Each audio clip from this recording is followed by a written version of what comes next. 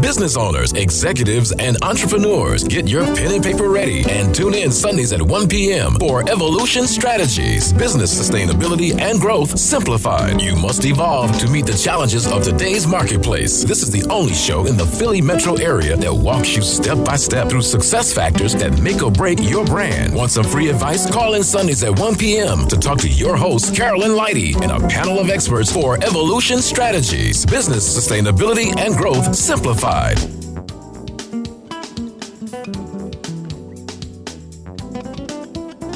afternoon. I'm Carolyn Lighty, and welcome to this edition of Evolution Strategies.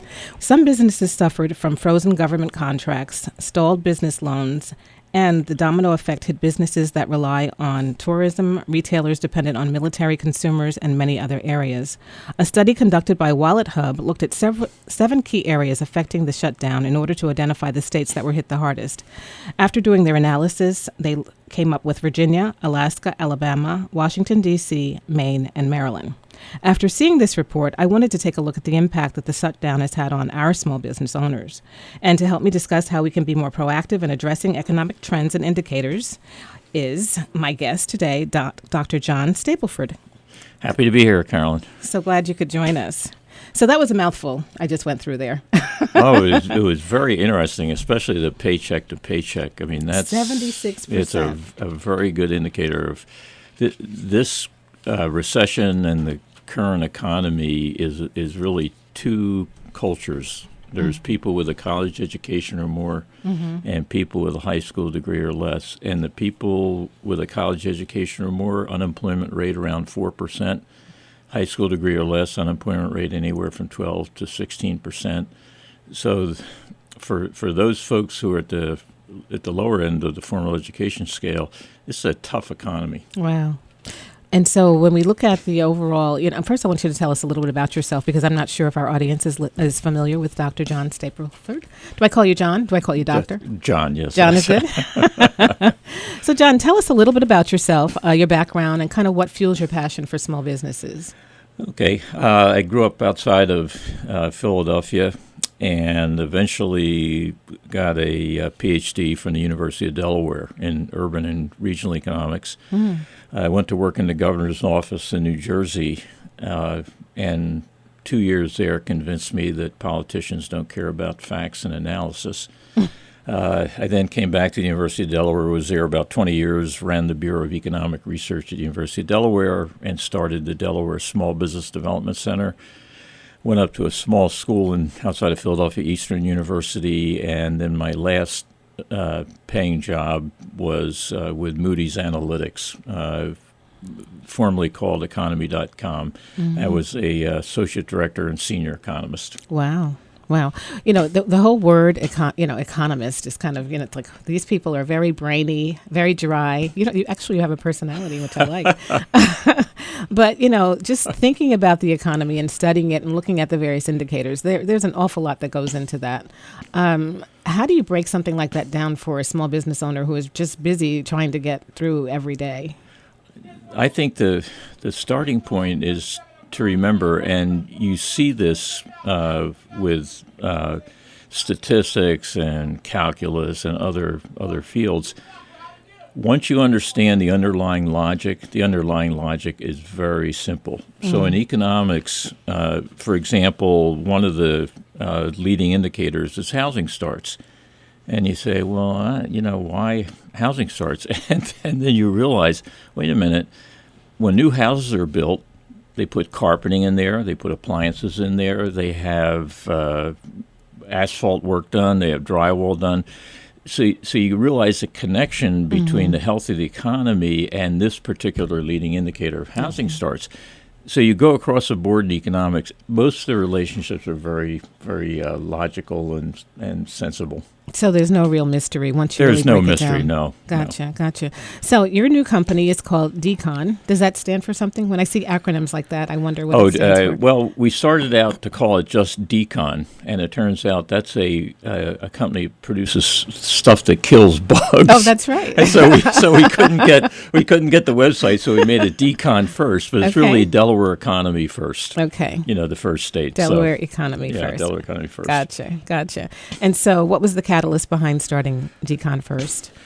Well, I left Moody's Analytics a couple years ago and then helped to start a free market think tank called the Caesar Rodney Institute. It's an educational nonprofit that focuses on Delaware and focuses on free market solutions as opposed to more government. And I realized in the course of all that a lesson that I learned a long time ago but had forgotten. It doesn't matter what the facts are. Politicians are going to do whatever they think is in their self-interest. Mm-hmm. And so I got tired of beating my head against the wall, but I knew that the economy right now in Delaware and the economy over the next 2 to 3 years are going to be a tough one for businesses. And I said, let's start something where we can try to translate government different information on the economy into decision-making information for businesses. Make it very simple for them. They don't have to understand the charts. They don't have to necessarily understand the data. But you say, look, here's the bottom line. If you're thinking of borrowing money right now, here's the pluses and minuses of doing it. So that was our motivation. And, both Omar Borla, who started it with me, and myself, neither one of us needs money, and we don't know if this will ever make very much money, but we really enjoy it. Repeat, neither one of us needs money? That's we a don't wonderful need comment. I worked at the University of Delaware for like 20 years. And, okay, so and you're Carolyn, okay. Well, Carolyn, to give you a sense, at the university, if you put in 4% of your salary, they match it with 11% in your retirement plan. Wow. So I need to look for another job. Yeah, either that or work for Delmarva Power, work for a utility. Okay. You mentioned a statement, free market solutions versus a government solution. Break that down for me a little bit more. Well, there's been a tendency really since the early 1900s for government to grow. And if you go back to 1890, 1910, people needed a house. Most of the time they would build it.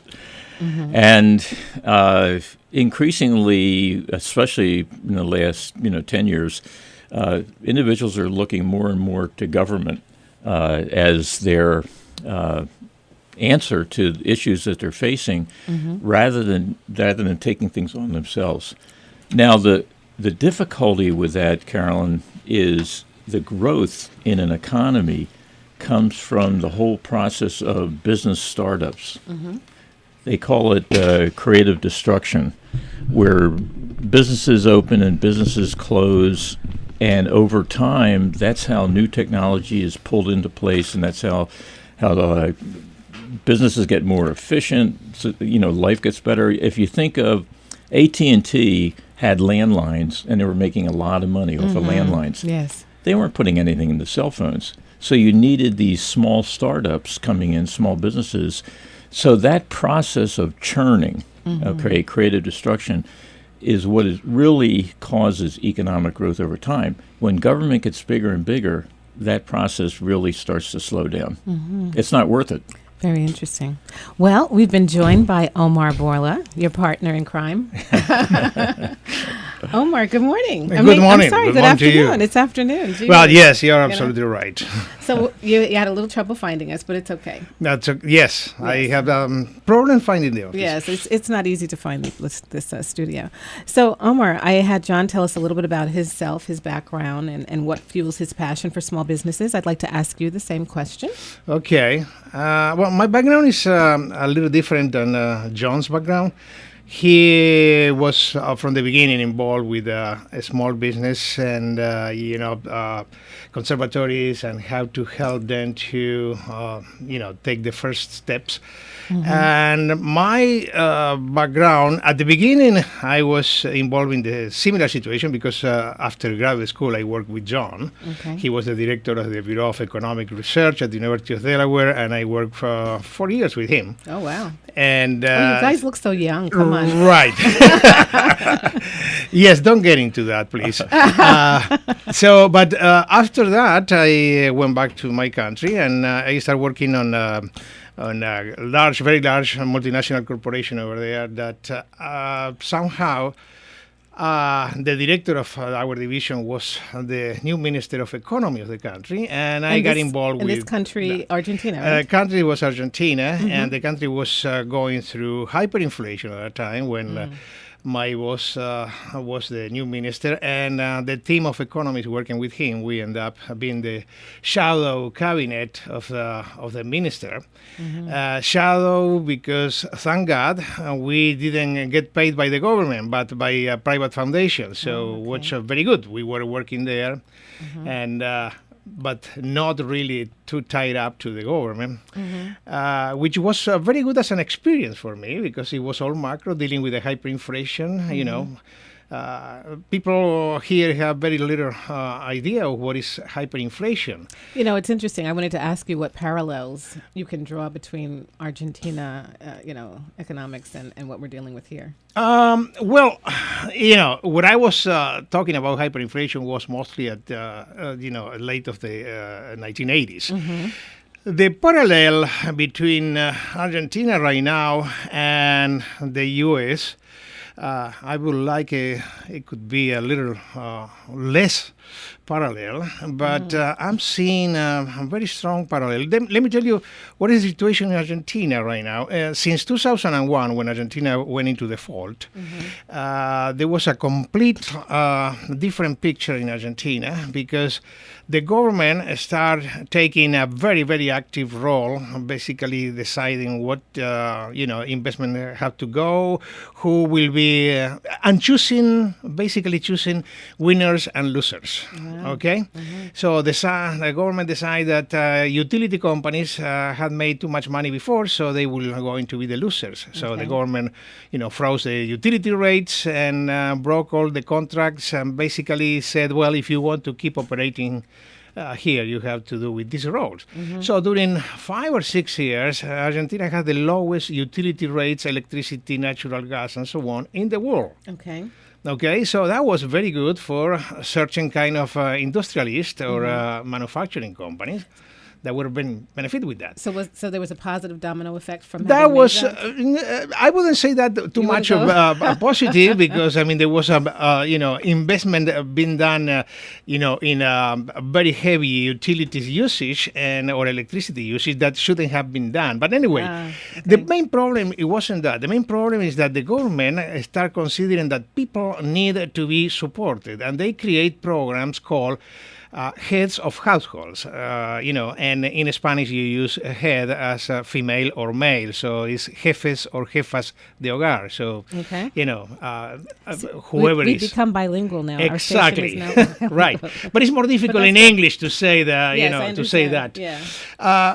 Basically, people were getting, some subsidy that was momentarily and through the emergency and was not supposed to be for more Long than term. couple of months. Yeah. It has been 10 years already, and the subsidies continue there. Everything that the government does is permanent.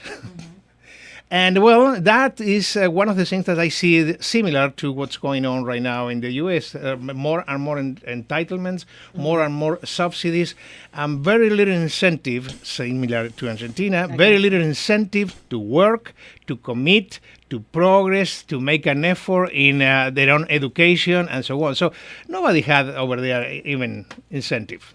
So, and I did ask John the same question, the impact that you see as it relates to this state and businesses in this state of the shutdown. What overall takeaways do you have from that? Well, over here, I would say that nobody for sure can know what the impact will be. I would say I wouldn't be surprised if the impact is positive in a couple of months. Okay, every time that there has been some sort of a shutdown of the federal government, after a while there has been a positive rebound. Nevertheless, there are some things that I consider that probably could be even more positive in terms of consumption, because you know that they are debating right now in Congress if those employees that have been, shut down and furloughed during all that time, they apply for unemployment insurance, unemployment compensation, and apparently they won't be obligated to return that money. So they are being paid and also getting the unemployment compensation. So that can be a kind of income windfall that can help a little. Consumption. You think that might, you think that might increase and Carolyn, spending? To give it a Delaware perspective, the general fund spending in Delaware is about $3.5 billion. The total spending by government in Delaware is about $8.5 billion, because there's money that comes from the Federal Highway Administration and from bonds and from Medicare. Okay. Vendors in Delaware, businesses in Delaware, each year get about $4.5 billion of contracts from state government. So a state government shuts down for a month. That's a large impact on the economy. An impact on the existing contracts as well as any future or anything that's in the process. Right. Yeah. But so for companies that look at government contracts as sort of riskless and a good way to go, it can be a two-edged sword. Wow. Well, all I could say is wow to that, because there's just so many things. Even personally, I knew some people that were affected because they were government workers. But my daughter attends DCAD, and she was waiting for a reimbursement to come so that we could buy more art supplies. She's in art school there, and we were told, oh well, no. That's on hold because of the government shutdown. It didn't even occur to me that there was an impact to our family. I was doing some research and I attempted to go on to the census website to look up data, and it said, that the data is not available due to the shutdown. And I thought, well, wait a minute, this is just a computer. Like that's they want you to know how essential they are to your life. It was really amazing. Because sooner or later, then they can put you in a corner and say, we're going in this direction, and you should go along with it. Yeah. Wow. So let's kind of break this down a little bit in terms of how we can be more proactive as business owners in preparing for success after we've looked at a specific indicator. We've talked about some of the economic indicators. Kind of break that down a little bit and understand a little bit more about what we can do as it relates to being prepared and how do we react to certain things. So, I think maybe Omar would like to talk about, he's been looking at credit worthiness of households in Delaware, personal income, unemployment, the whole series of things. And what does it mean, let's say for the Christmas holiday shopping season, what does it mean in Delaware? Okay, that's good. Yeah, well, again, the situation is a little cloudy over there. But one of the things is there are very good indicators in terms of, kind of financial stability of Delawareans and every other state. Some indicator that is called credibility. Okay, so credit, a mix of credit and ability to have credit. Okay, credibility. Okay. So basically, it's measure the financial stress and that. Individuals in the state are having. The index, this is an index that is being put together by non-profit organizations, based on the kind of help they give to people in having some sort of financial distress. So these are organizations that help people to, renegotiate unpaid balances of the credit cards and so on. So and like credit repair. Exactly. How to get people back in their feet and so on. And they measure about 65 indicators and put together all that to come up with this index. So the index that they have is basically an index that measures the situation from 0. I don't think that there is anyone in 0 to 100. And the borderline is 70. So when a state or an individual is around the 70 or below the 70 is under financial distress. So going above 70, for instance, to 70 to 79 is more or less secure. 80 to 89 is in a very, very good position. And above that, of course, is away from any kind of risk of having financial distress. Below 69 or below 70 or 69, a person, a group, or a state is considered under financial distress. Always looking on the individuals, not governments, not companies, only individuals. And Delaware has been between 69 and 70 during the last 5 months, and right now is very, very close to that after being between 80 and 90 during, 10 years ago and 12 years ago. After that, and this is not related to the financial crisis, although the financial crisis of 2008, 2009 have a big impact. But nevertheless, that is something that was coming even before that. So Delawareans, on average, of course, this is, a matter of discussion, seems to be at risk of financial distress. And then, Carolyn, we follow the standard indicators, too, like personal income. And in Delaware, personal income last year-over-year numbers through the second half of 2013, personal income grew only 3%. And there's 3 components to personal income: wages, dividend interest rents, and transfer payments. Transfer payments are unemployment insurance, Medicare, Medicaid, Social Security. The growth component of personal income in Delaware right now is transfer payments. In other words, wages are actually, the total contribution to personal income from wages is actually going down when you adjust for inflation. So you look at that, you look at what Omar was talking about with the credit ability. The unemployment rate is 7.3% in Delaware, which is equal to the nation, and that's double our historic average unemployment rate. And then on top of that, since the beginning of this year, 6,500 people have left the labor force in Delaware. So you have this unemployment rate. Most of those people, I'm sure, are left from the ranks of the unemployed. So we look at all that and you say, for companies that are selling retail and services in Delaware, especially through the Christmas holiday, is it going to be an extraordinary holiday? No. A moderate holiday, hopefully.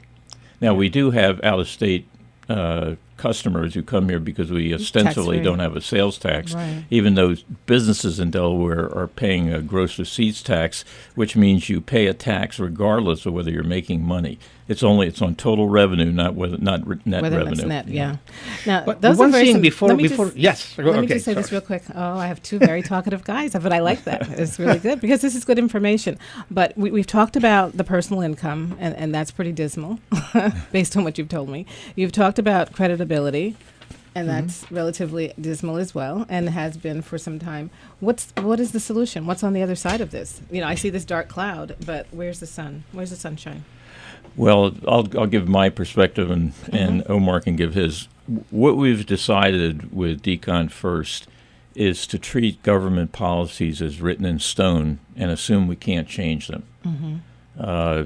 And businesses then have to operate within that framework.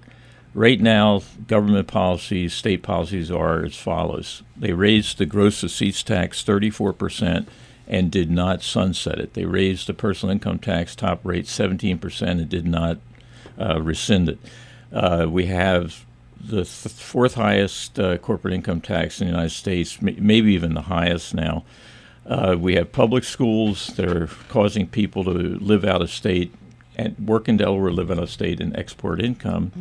And then finally, we have energy costs that are 20 to 25% above the nation, including industrial. The recent closing of the Claymont Steel plant, they have 4 electric furnaces at the Claymont Steel plant. So these high industrial electric rates and high electric rates overall in Delaware are all problematic. And some of that now is due to all the green energy programs that we're pursuing. So that's the framework, and what we're assuming is that's not going to change. Now, you may be aware, the businesses out there are aware, there's a workman's comp rate increase coming that's going to be double-digit or maybe higher, and because the state extended unemployment insurance to 99 weeks rather than 26 weeks.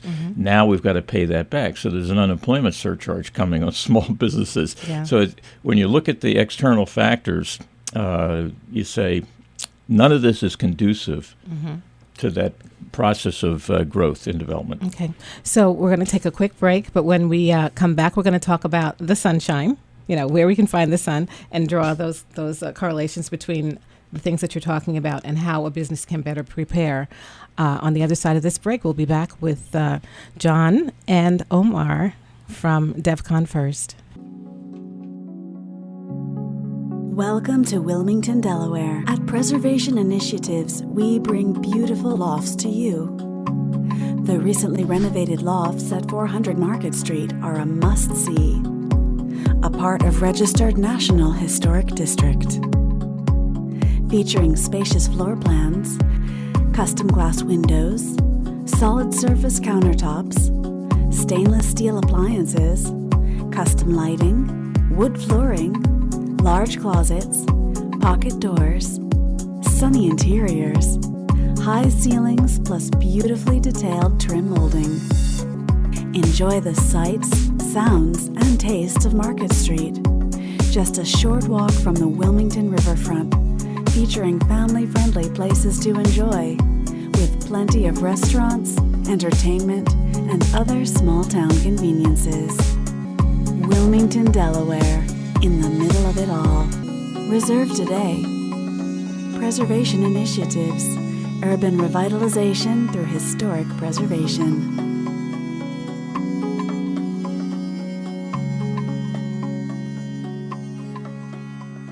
Preservation Initiatives is a wonderful, wonderful gem that we have here in the city of Wilmington.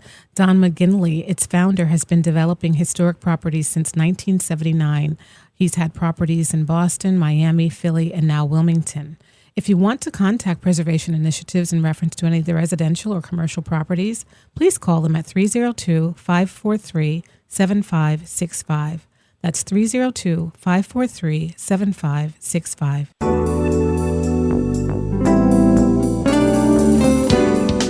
You're listening to WFAI 1510 AM. Welcome back to this week's edition of Evolution Strategies, Business Sustainability and Growth Simplified. If you're just joining us, get your pen and paper ready for more free advice from Carolyn Lighty and her guests.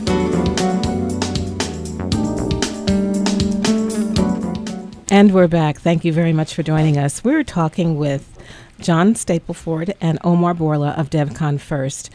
We are talking somewhat about the shutdown and its impact on Delaware small businesses, but more importantly, how businesses can be more proactive in looking at the various economic indicators that they study and that they actually advise businesses on.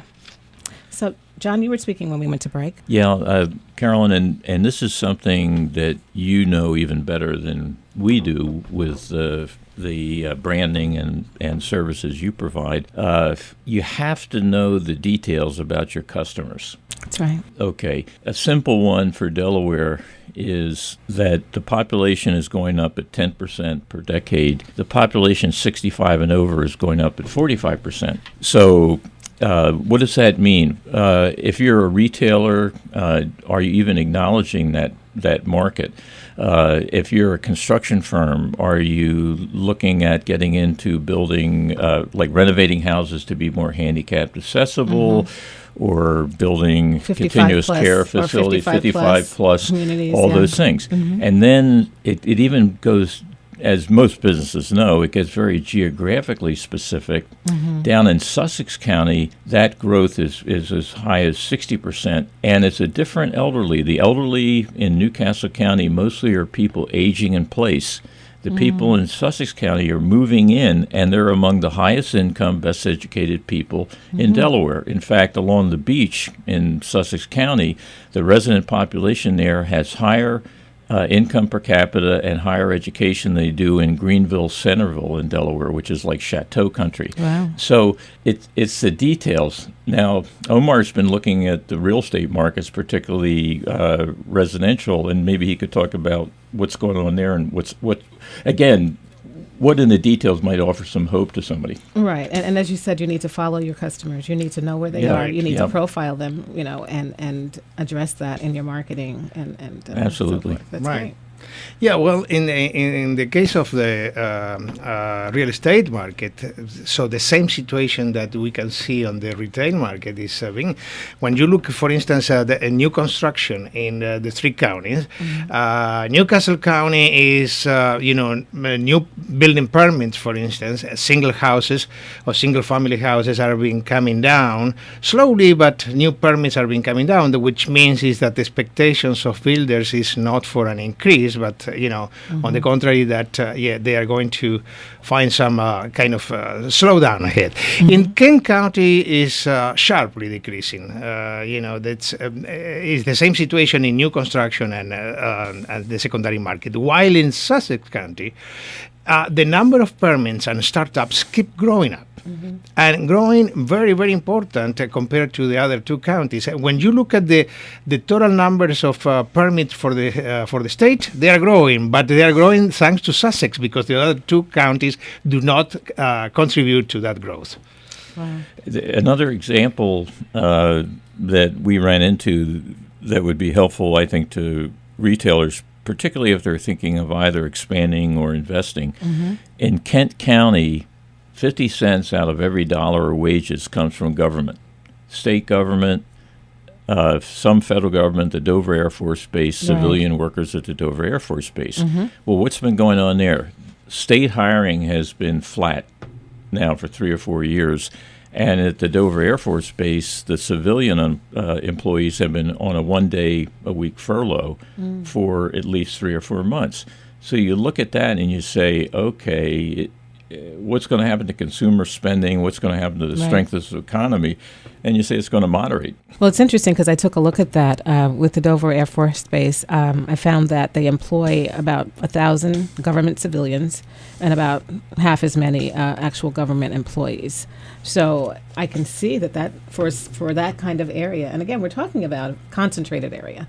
So the impact on even from the shutdown, but the impact overall, you can see that would be tremendous in that. And another aspect of that is about 19% of the adults in Kent County are retired veterans or veterans, okay?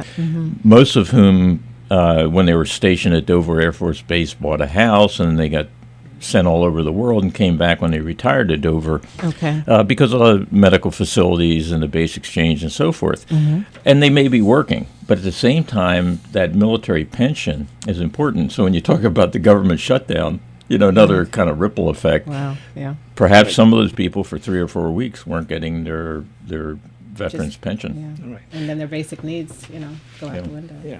Of course, that is a temporary situation. Remember that they are going to be paid, but, with some delays, of course. In the meantime, if I need, to eat. Telling somebody, well, you are going to get the money, but right now, just try to get credit. Figure it out, live with friends and family. That is...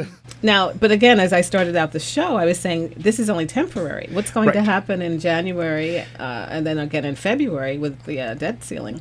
Yes. Are we going to go through the same process? Like what's Omar's more of a macroeconomist, and he's followed this, but we have a debt relative to gross national product that's higher than countries like Zimbabwe. I mean, we can't press the pedal very much more in terms of debt. But Omar, give your... Yeah, well, I have two observations to do with that. First of all, the currency that Zimbabwe prints, can be used in Zimbabwe, and I don't think that in the neighboring countries can be used either. Okay.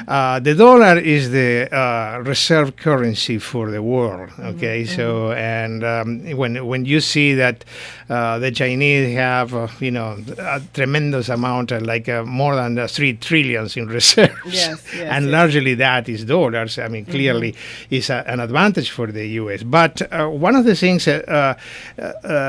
is going back to the debt ceiling and the possible problem in January. First of all, we've never been in a risk of default. That is pour la galerie, okay? Because first of all, the Treasury, okay, have all the regulations and the laws that obligate the Treasury to pay the interest before paying Social Security, before paying salaries, before paying everything else. They have to pay the interest on the debt.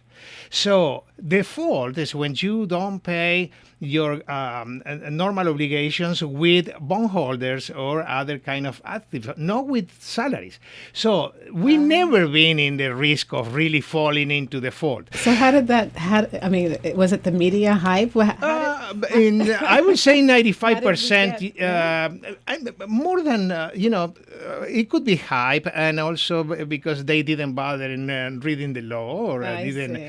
and also because members of the government and the opposition, everybody was using the monster of the default, that problem. That's so true. That is the first point. The second point is it's very difficult that in the short term, I'm talking from here to 4 or 5 years, the dollar can be replaced as the currency, the international currency.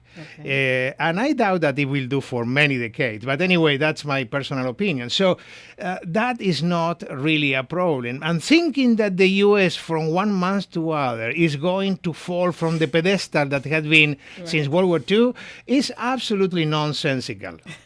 Okay, so this country is not facing those problems. Those are just to scare the kids. Wow, that's wow. Okay. Let's talk a little bit about, the small businesses again. Let's bring it back around to the small businesses in terms of, you mentioned earlier, is this a good time to expand? What projections do you have as it relates to what businesses should be doing now? What should be they thinking about?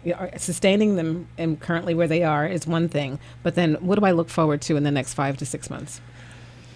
Well, we go out typically 12 to 18 months as a horizon to see what's going on. And there's not going to be a recession that we can see. Mm-hmm. So at least the economy won't be falling off a cliff. But it's going to be a slow economy in Delaware and slower than the nation. And as we mentioned before, it's in the details. The devil's in the details, because if you're a restaurant in Sussex County, it's far different than being a restaurant in Newcastle County or Kent County right now. And so location makes a difference. Mm-hmm. If the state continues to add to the tax burden of business, I think you're going to see the slowdown get even worse. So we see a moderate economy over the next 18 months. So that means, for example, if you're thinking of expanding your facility, you've got two things working against you. Number one, you've got the slow economy, slow demand, and the second thing is rising interest rates. Mm-hmm. And the rising interest rates are a result of the federal government printing all this money, mm-hmm. and it's been driving up asset prices, like an increase of 100% in the stock market, in bonds, in gold, in corn, mm-hmm. And now people are getting uncertain, investors, and so they want higher interest rates if they're going to lend money. So you're up against both those things. When it comes to hiring people, though, wages have been increasing slower than inflation. Now, for some groups of people, like well-educated professionals, that's not true. But for most other occupations, it's a buyer's market for labor. And mm-hmm. so if you're thinking of hiring people, you're not facing as big a risk or as big a challenge as you are if you wanted to expand your facility. Mm-hmm. The other part of that is with the labor, and there's many things we could talk about, but the other part with the labor is cross-training. Mm-hmm. The way technology is going, what really makes sense is once you hire somebody and have a commitment, that you start cross-training them and increasing their skills. But Omar, what do you? Yeah, well, a couple of things, and that first of all, just the interest rates are going up because everybody's really concerned that the Fed is going to start tapering and reducing the amount of bonds that long-term bonds, mortgage bonds that they are buying. Mm-hmm. And one thing we have to keep in mind is that despite that fact that they can start even in December or January or anyway, but because we keep kicking out the can ahead, okay, down the road. But, even if they start in January, the amount of liquidity is not going to be reduced. The amount of liquidity is going to continue increasing because they are not cutting down completely the purchase of the $85 billion in long-term bonds per month. They will be reducing that, okay, but not eliminating. So liquidity will continue into that. So that means that liquidity will continue going into, for instance, the main bubble that we have created, the stock market. The stock market will continue going up. Nevertheless, interest rates are going to go up regardless of the Fed tapering or not, reducing the amount of bonds that they buy or not. Interest rates will go up because everybody knows that sooner or later the Fed is going to do that. So nobody wants to be held with a bunch of bonds that will lose value. So they will start reducing that, and interest rates will go up. Remember, the bonds interest rates are the opposite to the price. Right. Okay. So Carolyn, that means that if you're in any area of, let's say, retail sales where people borrow money to make the purchase, like automobiles. Automobiles right now, they've been price slashing and giving money at low interest rates. Well, now that's starting to change. The major automobile companies can't keep that up, and they have a little bit of bubble, so that's going to slow down. If you sell electronics or furniture where people borrow money, the housing market, and Omar would know better about than I would. So you look at each one of these things, and you have to be specific about, another aspect that economists look at with income. There's some goods and services that people buy more of as their income goes up, and some that they buy less of. Well, we have very slow growing personal income right now. Well, which type of product or service do you have? If you have one where income is growing slowly, people are going to back off of purchases like electronics. That are more frivolous rather than what's the necessities. Yeah, we never say frivolous. If somebody buys it, it's not frivolous. But I would add on to that too, Carolyn. As you can see from the discussion, this goes back to what you do, helping people to understand their customer base, because I ran the SBDC for a period of time. I started the Delaware Small Business Development Center. Most businesses say that they close down because of lack of capital, and it's not. It's typically poor management, and typically that goes back to not understanding their customers. Right. So Well, thank you very much for that plug. I'll take it. Well, it's but it's true. It's a truth. It's absolutely true. Agree. It's absolutely true. Yeah. I want to go back. You mentioned several times, both of you, Newcastle County and kind of the outlook for Newcastle County. And I know that I'm going to actually have some people on from the county government to kind of talk about some of the initiatives that they're working on. But are you aware of anything that's being done to help turn things around here? As I said, we have analyzed the impact of the Uniform Development Code that was put in place, Land Use Code, in 1998. I have a master's degree in planning, so I know a little bit about planning. That code was a controlled growth code, and it's worked. Employment has not grown in Newcastle